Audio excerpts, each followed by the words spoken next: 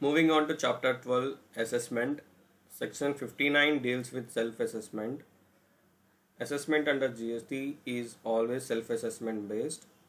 You have to file your returns based on your self-assessment. Section 60 talks about provisional assessment. When you are unable to determine the value of goods or services, or when you are unable to determine the tax rate, then you will go for provisional assessment.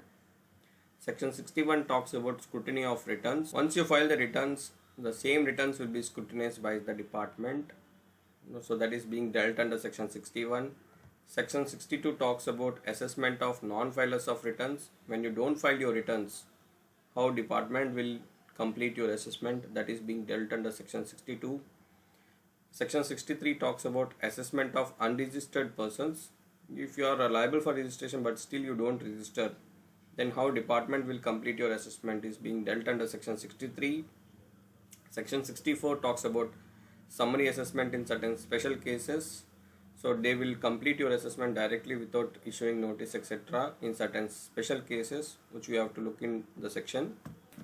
So section 59 says you have to self-assess the taxes payable and you have to furnish the return under section 39. Section 60 talks about provisional assessment.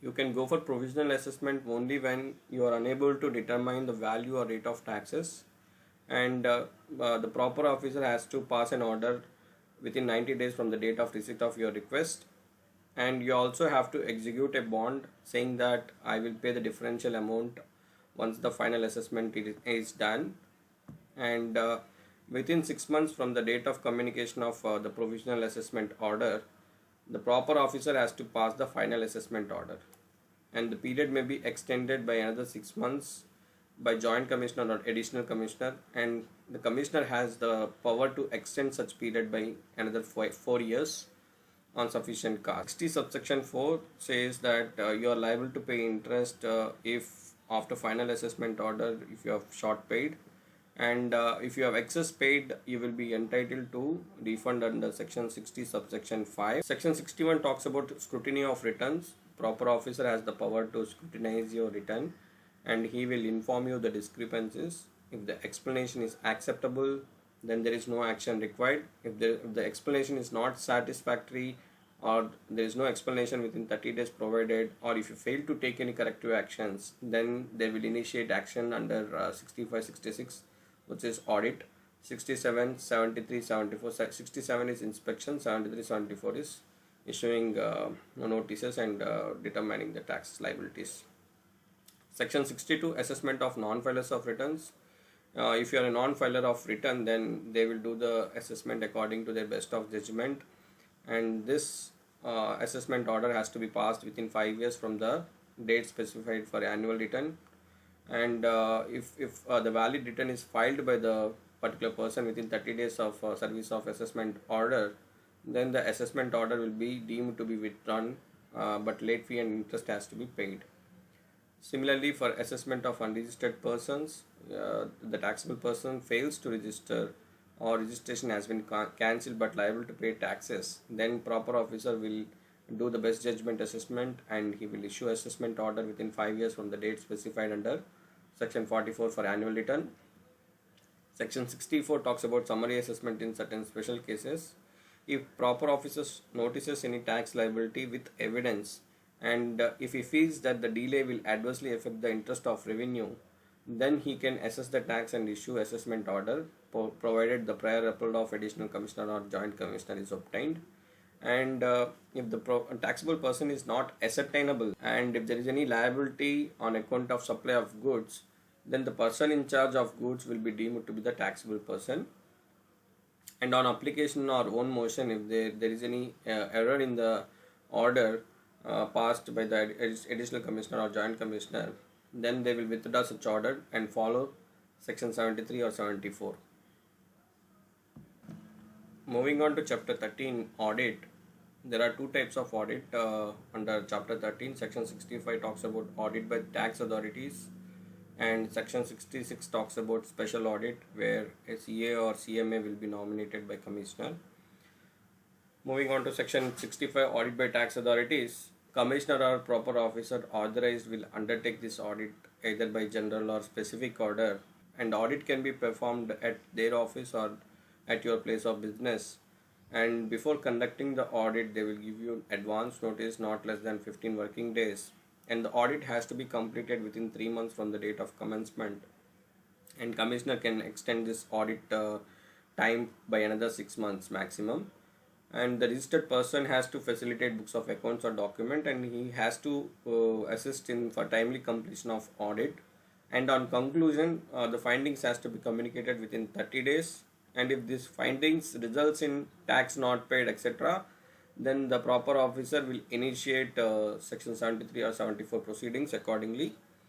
Section 66 talks about special audit.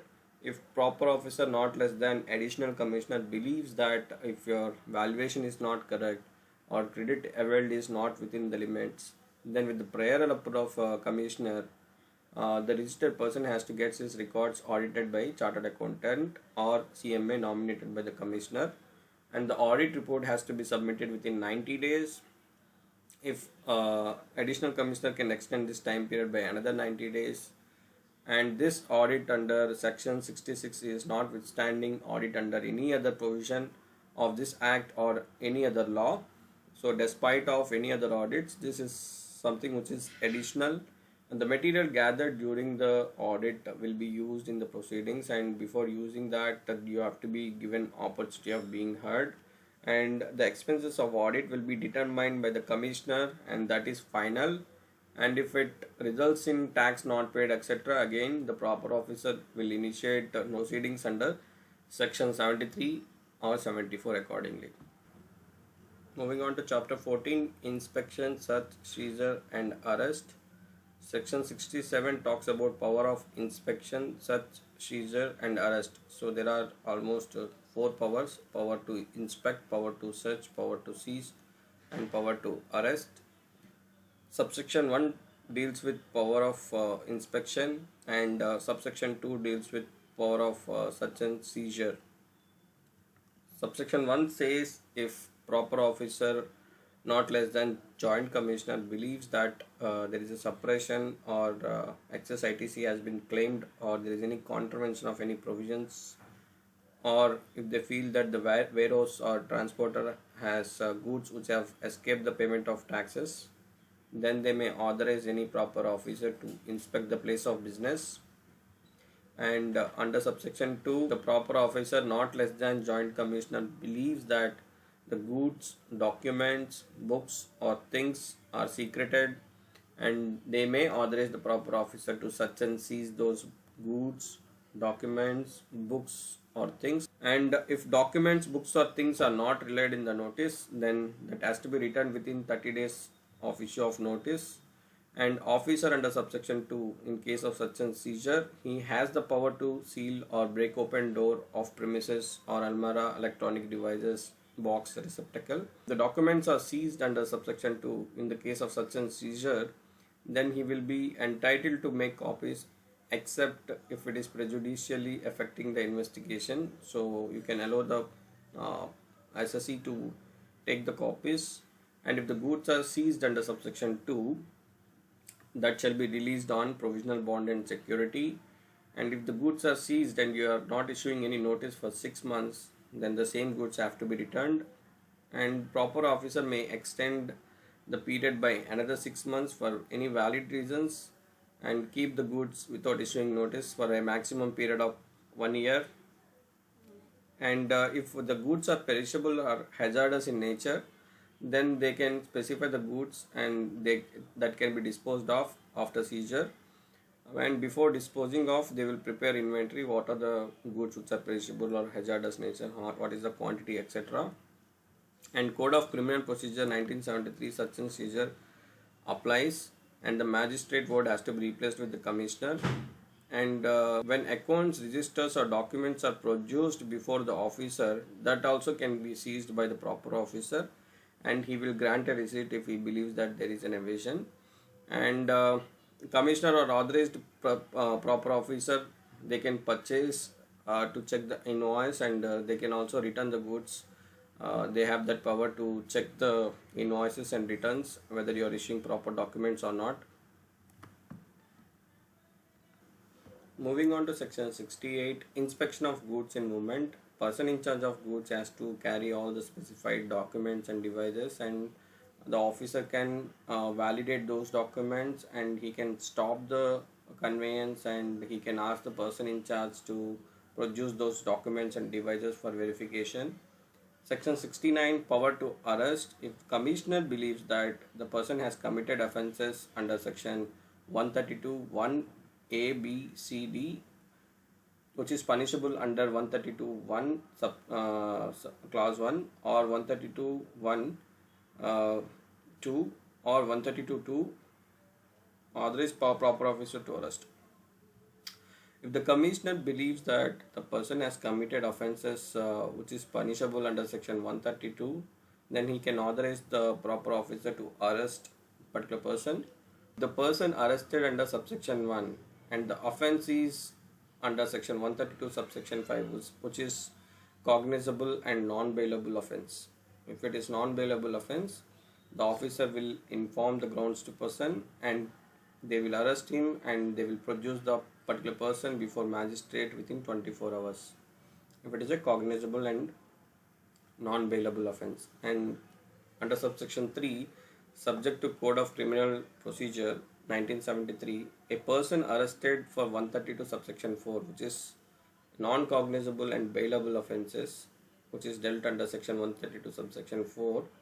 Cognizable means what? It is a kind of serious offences, and you can be arrested without warrant. Non-cognizable offence means what? It is slightly not a very serious offence, and you cannot be arrested without warrant, and you can be released if there is a bail. So 132.4 deals with non-cognizable and bailable offences, and if there is a bail, they will release you, and if there is no bail, then they will forward you to custody of magistrate. And non-cognizable and bailable offences, the deputy commissioner or assistant commissioner, for the purpose of release, they will have all the powers of officer in charge of. Moving on to section 70, power to summon persons to give evidence and produce documents. CGST officers will have the power to summon anyone for evidence purposes and for document purposes or for inquiry, and these proceedings are dealt as per Civil Code Procedure 1908, and every such inquiry will be deemed to be judicial proceeding under Indian Penal Code. Section 71, access to business premises. Proper officer authorized by not less than Joint Commissioner can access the place of business to inspect, for carrying audit, scrutiny, verification and checks, and every person in charge of the place of business shall make all the documents available within 15 days or within further extended period. Section 72 deals with officers to assist proper officers. All the officers like police, railways, customs, LRO, village officers, officers of state tax or UT tax shall assist CGST officers, and government may empower and require any other officers to assist CGST officers when it is called upon by commissioner.